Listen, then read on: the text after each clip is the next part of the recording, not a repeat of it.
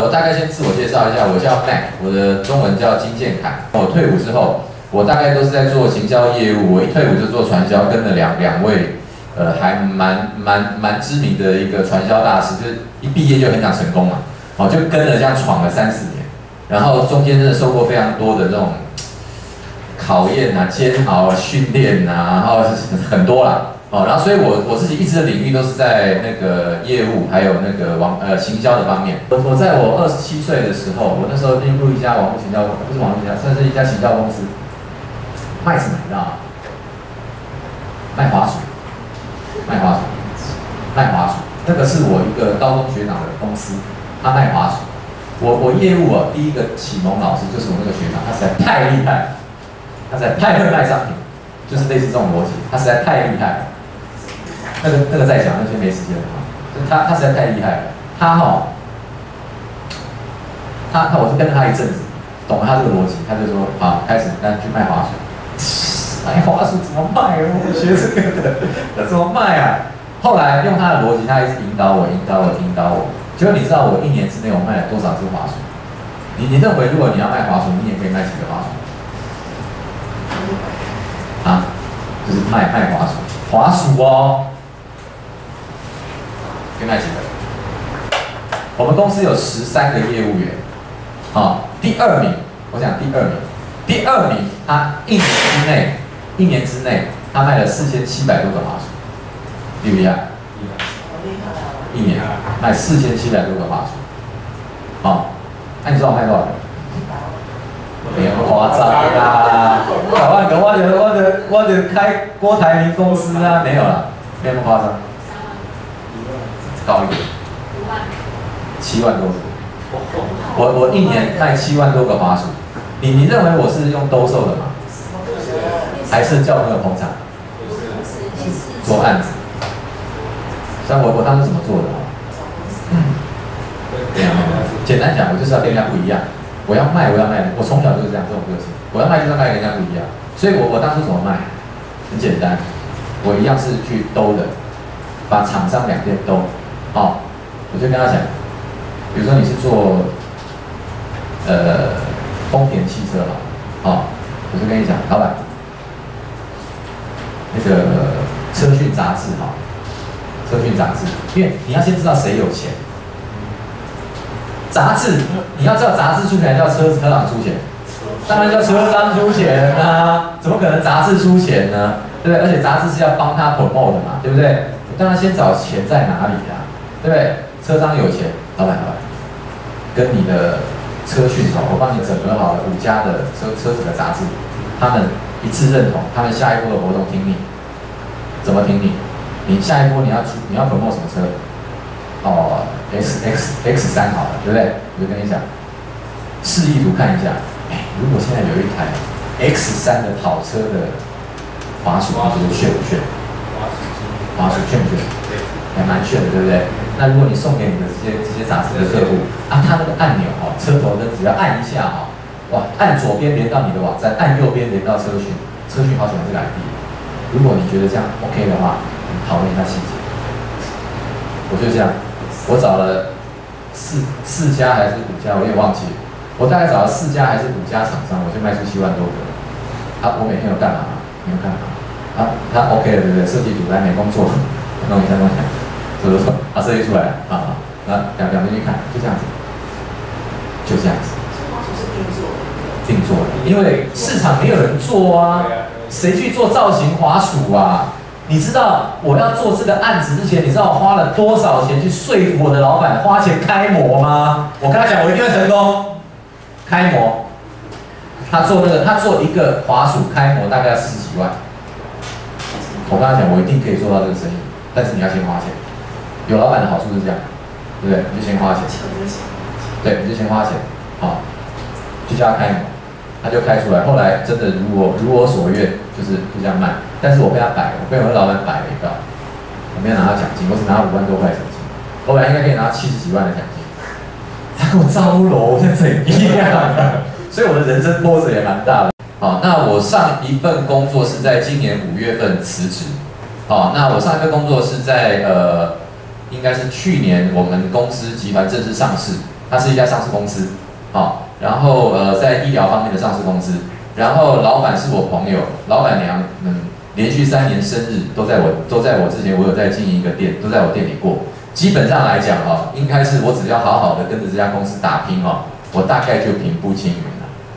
因为最大的老板是我朋友嘛，认识7、8年然后，但是我真的是在跟老板去上海去参加陈安之的那个陈安之老师，我不知道大家知不知道，他的有一个超级讲师班的训练，2天1夜的，然后我去跟公司一起参加受训。然后呢，参加这个受训之后，然后刚好听到 Tony 老师讲了1个小时的分享，我突然发现原来网络行销不是做网拍原来不是这个是网拍卖家卖衣服这些东西原来网络行销可以赚这么多钱，这是我以前完全没有的概念，所以完全是一个很 shock。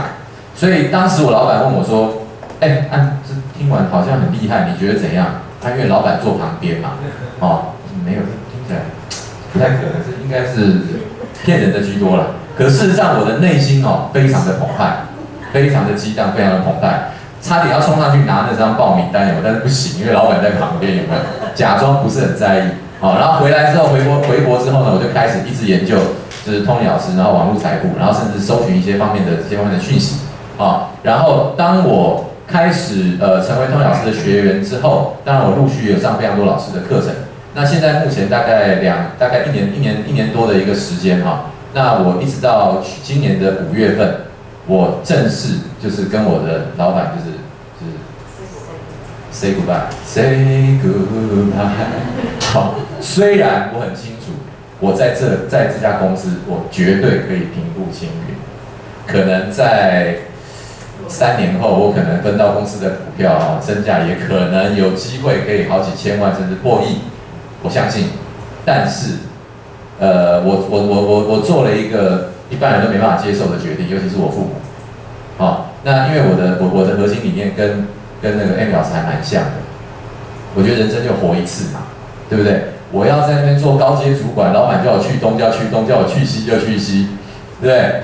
那我的生命完全绑在这家公司，我觉得这好像不是我要的。我觉得我想做什么，我就能做什么。我想要财务自由，我想要自由自在。所以一开始年轻会接触传销，但是其实传销是这样子嘛？其实有做过的都知道不是传销成功没有这么容易，没有这么容易所以我发现原来 Tony 老师的生活就是我的梦想版每天全世界各地旅游，然后打开电脑就可以赚钱。他也不需要有公司，不需要有什么太多的员工，他就可以赚到这么多的收入所以我后来真的决定就是，所以刚刚 Amy 老师讲了一个很重要你做这一行的决心是什么？你做这一行的决心是什么？目标有，但是如果只有目标都不够，坚定的目标才重要。刚刚 Amy 老师有讲，所以对我来说，我选择网络行销这一条路，我放弃的是什么？对我来讲，我放弃的东西是蛮大的，就是上市公司的老板，我可以跟着他一起打拼这样，而且非常的有远景。